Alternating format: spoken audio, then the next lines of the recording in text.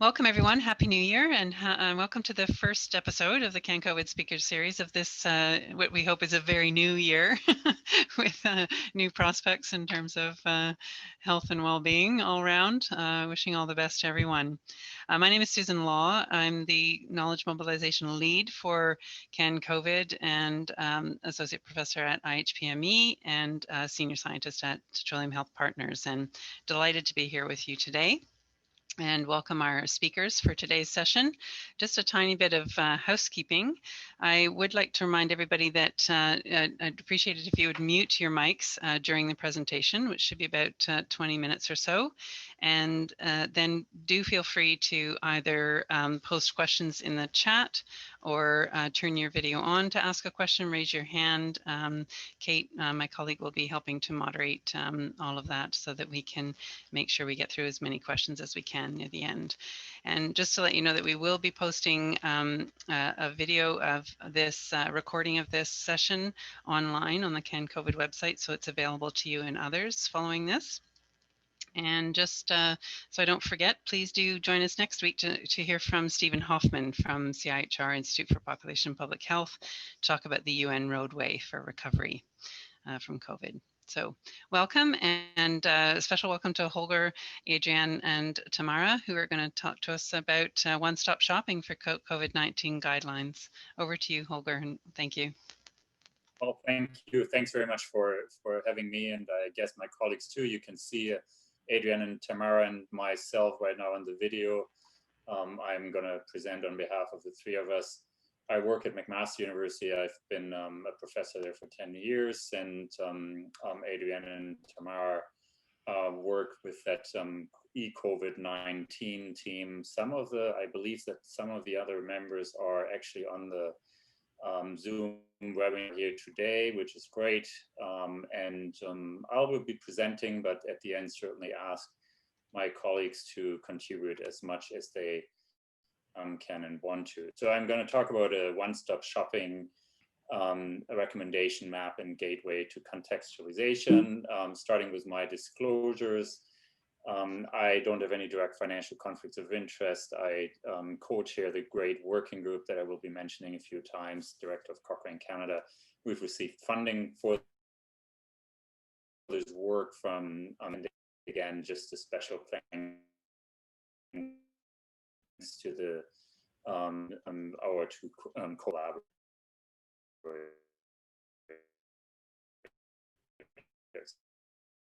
Can't thank them enough. And funded project that really includes two major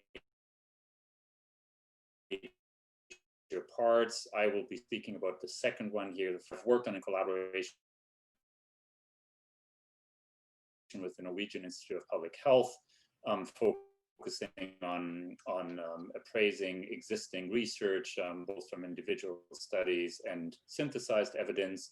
And the part that I will be speaking about is the living catalog of COVID-19 recommendations.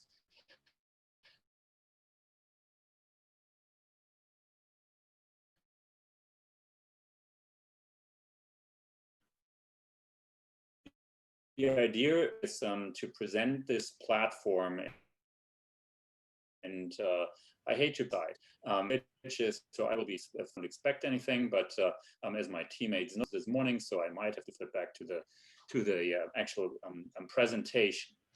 So that's what I will be presenting on, and just as an overview, this COVID-19 living recommendations map and gate provide decision makers and any other stakeholder, including the public, with an easy to navigate, living, freely accessible electronic platform that includes all available trustworthy COVID-19 recommendations, so from guidelines typically, and allow for easy contextualization. Work is done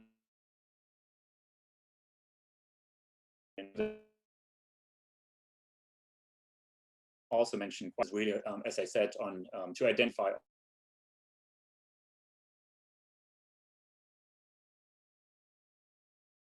all COVID COVID-19 recommendations, critically appraise them, I'll talk more about that, and make them available for contextualization. And it builds successful to team up with the organizations that you see listed here. And there are a few other organizations that are not necessarily represented here on this world map yet, but you see there's a big international team behind the work that we are actually doing. And the main purpose, I'm going to switch to that map, is really to provide an opportunity to evaluate any type of recommendation and find recommendations that the latest slide in state of affairs really is. But this is essentially the platform that you're seeing here. And what you can do is, if you were a decision maker or anybody else interested in a recommendation, you might as well just type in a potential recommendation that you're interested in. I'm going to do this live demonstration, and you find any recommendation that we've currently evaluated that deals, for instance, with invasive ventilation. Unfortunately, as you know, the pandemic is not leaving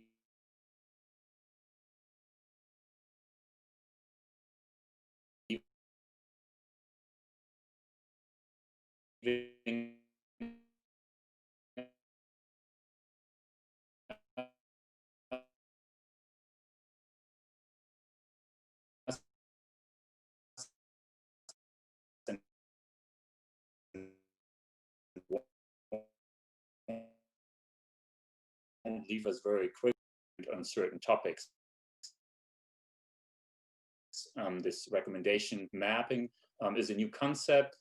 Here you basically see populations in view that can then be explored.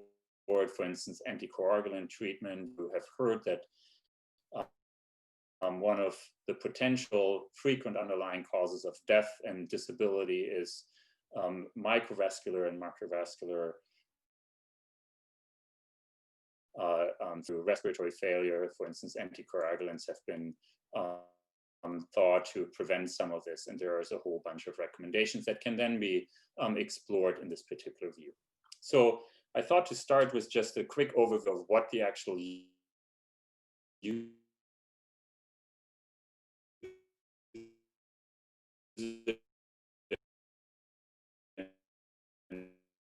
interface, and then go so it's over.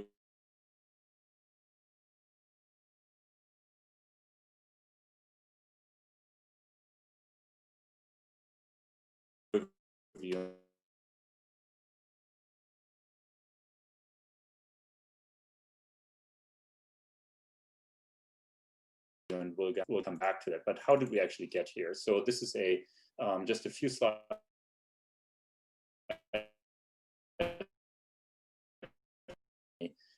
Once we received funding confirmation or the funding notice, began with extraction of information, started to appraise existing recommendations. I'll explain that in more detail as well. Started to develop this IT platform, which is quite complicated, obviously, to work with to quickly put out a platform like this. And we have had an excellent partner in Evidence Prime, which is a company that is based in Canada and in Poland, and are currently or have achieved, have reached the stage that we are presenting recommendations. We have over 200 recommendations listed on our rec map, and going forward, we'll obviously look at continuously updating them, as well as exploring additional issues around adaptation and contextualization for instance, the Canadian context. So there are 9 teams from, as I said, around the globe. There's some quality control mechanisms with senior leads. There's a lot of work in terms of training, calibration, and developing guidebooks, because we believe, and that's why it's a research project that probably has lasting impact. We believe that these concepts are applicable to other areas, other conditions, other areas of health issues going forward. And as I said, there is French translation. So the way that this works, coming to some of the details, the way that this works is that we are constantly screening and therefore identifying health recommendations. And we do this in various ways. So obviously we use standard mechanisms for searching for evidence, such as using PubMed. We work with the Health Information Research Unit here at McMaster University, that probably many of you are familiar with, to achieve that. We are constantly screening websites of key organizations that publish guidelines and recommendations. You see some of those listed here. So for instance, the World Health Organization, PAHO, ECRI, clinical guidelines, and so on. The Guidelines International Network Library, GIN is a partner of ours. And then we are searching gray literature. Obviously, we're using personal context for that as well. All of that will be maintained living throughout the period of our grant funding. We are working with Cochrane, increasingly using platforms such as Task Exchange and networks in order to do things like translation, but also provide user input. Once a guideline is identified, we look at whether or not they generally meet the definition of a guideline using the WHO or one of the World Health Organization definitions. We include any form of a guideline, a new guideline, updated guidelines, adapted guidelines, any type of recommendation really in our initial set of recommendations. We include any COVID-19 topic and any population that might be either affected or suffering consequences from COVID-19. We started by saying that we would include only trustworthy recommendations that would score highly on what is called the Agree To instrument that many of you will be familiar with, basically a validated credibility assessment tool where we used suggested cutoffs of 60% on three key domains, including editorial independence, rigor of development, and scope and purpose. This is a current state of affairs. We quickly recognized that if we were to apply these relatively rigid criteria, that our map would be relatively empty. And that is an interesting and important finding, we believe, in particular for those of us who've worked in guideline development for decades, that in this context of a pandemic in particular, guidelines, at least in terms of what they present and what they publish, are not necessarily considered or would not necessarily be considered generally credible. Most of the guidelines that we're evaluating do not pass, let's say, these credibility scores that we've already set at relatively low to include many, many recommendations. We believe that there are many reasons for that. That has not necessarily to do with whether or not these guidelines are indeed useful and trustworthy.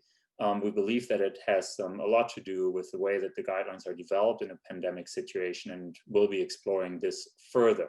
But basically what that led to was to us to change our approach, and rather than including and excluding recommendations, we are focusing on providing the Agree scores or updating them as new recommendations from the same organization, or updated recommendations come about, and provide these scores as opposed to be too exclusive. It was felt that the map would not be useful if it was relatively empty, which is pretty obvious. And then just a quick overview in terms of the recommendations and guidelines that have been published over time. You see that there has been an initial surge, and it's been pretty constant based on our searching. These are international guidelines, as I said, any type of developer. And then just quickly with regards to that threshold that I mentioned, that many of the guidelines that we have identified do not pass these 60% thresholds on the Agree instrument.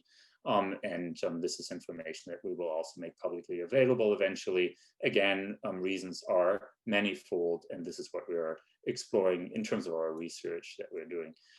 We've then decided to, as I said, include recommendations regardless of the score. And in addition to that, have developed a list of organizations whose recommendations we are including regardless for many reasons. One of the reasons is, for instance, that they have established guideline methods that might not be described in the actual guideline publication. Nevertheless, as I said, we provide these trustworthiness scores and link to the detailed methods that have been utilized, but these are obviously including some of the key Canadian organizations, given that we are targeting Canadian stakeholders primarily with our work as well. Another important finding from this work was, for those of you who work in guidelines, was that many of the pieces of advice that are provided by guideline developers do not necessarily qualify as formal recommendations. Many of the advice or guidance statements that are provided are actually so-called good practice statements. We've developed in the process of this work new definitions for good practice statements and are using specific criteria for identifying them and are exploring new methods for assessing the credibility of good practice statements. Good practice statements, again, without going into the details here, are essentially statements that guideline developers or similar groups make when the alternative, that's our quick way of thinking about it, or rule of thumb, when the alternative appears ridiculous. However, there are criteria that should be applied in order to make sure that the alternative is not ridiculous. And that's what we, as I said, exploring here. We are looking at implementation considerations, tools and tips that are certainly different from formal recommendations. We are identifying research recommendations and are exploring issues around many of the guidance statements that are made hidden in the text and therefore qualify as informal recommendations, and are doing additional work in order to bring clarity to that field, in particular in the context of COVID-19. A few other things to consider, very relevant for this work, are our links. So I spoke about those here, to evidence platforms. I already mentioned the Norwegian Institute of Public Health platform that is constantly appraising individual studies as well as evidence syntheses. Another platform that we have partnered with, or a group that we have partnered with, is the so-called LOVE platform. I'll explain it in a second. And we believe that these links in particular support our efforts to facilitate contextualization through adoption, adaption, and de novo recommendation development. We call this development, a pretty established concept now, using these multiple integrated tools. So I'll take you through this very quickly in the last few minutes here. So a recommendation can be accessed in this way. There's links to various tools that include, for instance, an interactive, what we call an interactive summary of findings table, and evidence to decision frameworks that I'll quickly show you. The information is compiled by extracting them in a tool that is customized for this effort, that allows extraction of information and the development of recommendation, and that will support that contextualization in work with partners. The information is extracted. We obtain recommendation metadata. Again, that is then linked. This is an example from a guideline or recommendation that is included in our database that is then linked back to what we call evidence to decision frameworks. These are essentially, many of you will be familiar with this, essentially frameworks that we've developed with a great working group that consider criteria that are necessary for making a decision and a recommendation, including issues such as values and preferences, issues around equity, acceptability, and so on. And once this information is obtained, we hope that users will use it, and that we can facilitate this adaptation or adoption of recommendations using this development framework by accessing our tool directly.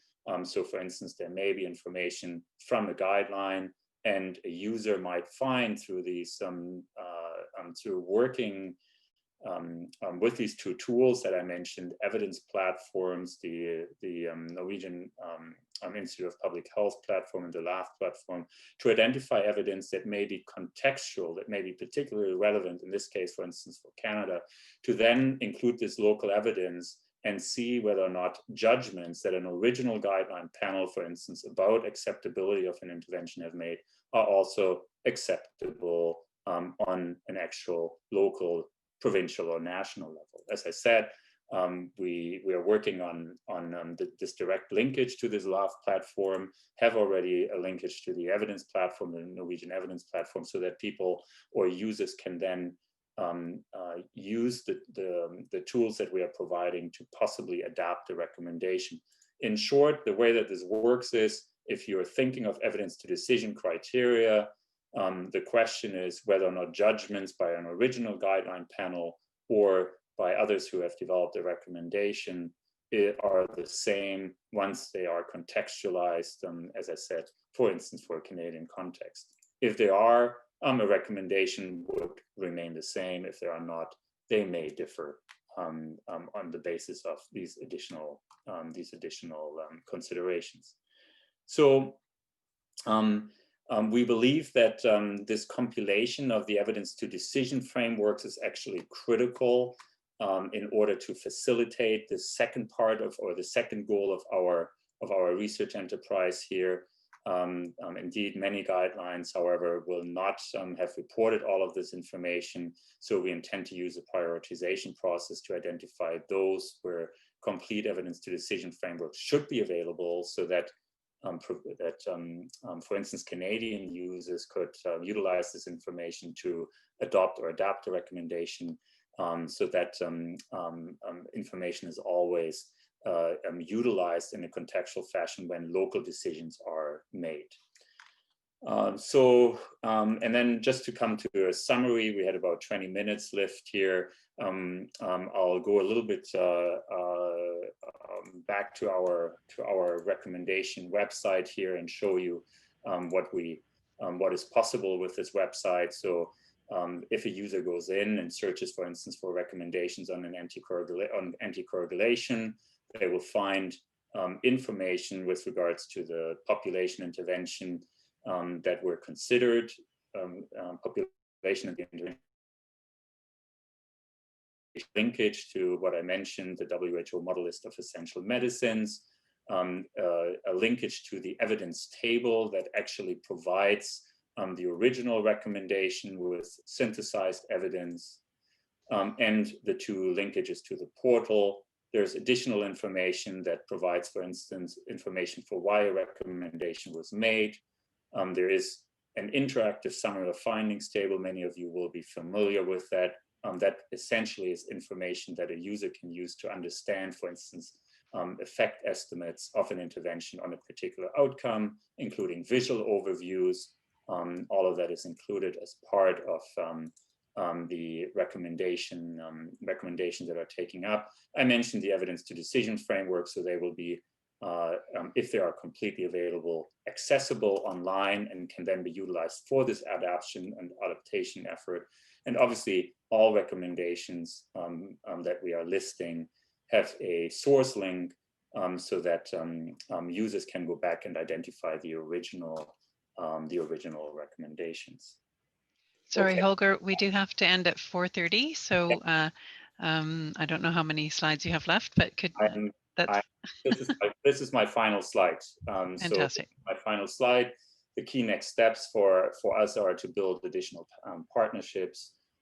We have plans to continue and expand the work, given that this pandemic will not end in June 2020, or at least the consequences of the pandemic will be felt for much, much longer.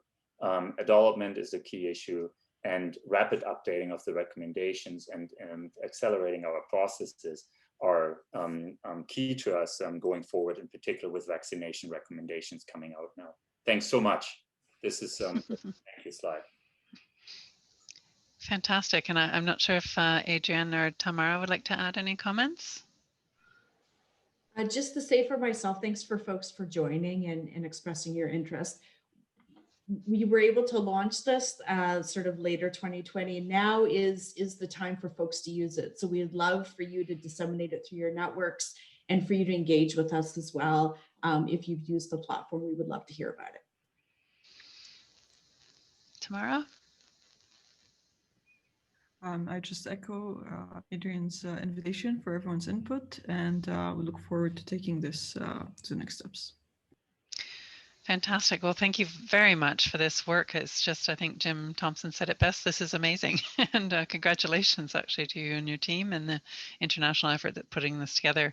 We'll take questions now if people would like to just tap things into the chat, or I'll try to catch all of the hands up if there's any. There's multiple screens though, so be patient with me. We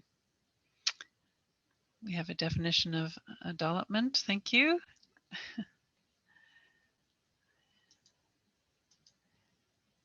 Any questions? How is awareness being deployed? From Jim Thompson. Yeah, so I suspect you mean awareness about the platform. Is that how I should understand the question, Jim? Yes. So you are part of one of the awareness raising campaigns. So but thanks for this question. It's actually extremely important. We feel we've waited until now. We feel that we are ready to become very public, make users aware right now. We are starting to engage with more citizen-oriented groups to increase awareness. We are working with our partner organizations to do that. But I do believe that interaction with listeners like today will actually help us with increasing awareness. And one thing that is important to emphasize, I probably have not made this clear enough. We are really looking for groups who say, look, we are asked to develop a recommendation or make a decision in our context. Is there information in the recommendation map that we can utilize? If there is information that you find might be useful, but you think that it needs to be contextualized, be in touch with us through this website, and we would be reaching out to you and help you with doing these type of adaptation or adoption efforts in order to basically increase of the tool. But these are our general approaches. So we have a whole bunch of scientific presentations, obviously, but we use the Twitter feed and these type of things. Cochrane Canada is very active in helping us disseminate this information. So that's fantastic. And we'll definitely be posting this with CanCOVID and be using it as a source of another trustworthy source, which is fantastic. So thank you. A question from Vivek: is the focus primarily on clinical practice guidelines, or is it public health practice also covered? No, thanks. You probably, so everything is covered. Anything that has to do with COVID-19, we do not have exclusion criteria. So that's the short answer. It's fantastic. And another comment here: would you consider guidelines or recommendations based on expert opinion only? If so, how would you use GRADE to assess the quality of these recommendations? Okay, so we do assess every single recommendation or guideline rather using the AGREE instrument for credibility. If there are expert, what you labeled here as expert opinion type of guidelines, we categorize them or attempt to categorize them into either good practice statements or other guidance statements, and would include them. So we do not have specific exclusion criteria. However, we make users aware that, I'm just going to show this quickly, so there may be additional guidance that could be a typical expert opinion type of statement. We make users aware of where these recommendations are coming from. And hopefully users will understand that for many of these type of guidance statements, a different type of process has been utilized as opposed to for a proper recommendation, such as this one, where there's a labeling of the certainty of the evidence and the strength of the recommendation. But anything has a chance to be included. Any guidance statement has a chance to be included. Fantastic. I think we'll have to end it there, but I just want to say thank you again to our speakers, and particularly Holger. Thank you so much for all this work, and do as he invited you to do, be in touch if you have further questions. But this will be posted, the recording of this session, on our website at CanCOVID, and welcome you to join us next week. Happy New Year, everyone, again, and thank you very much, everyone, for joining us. Bye-bye.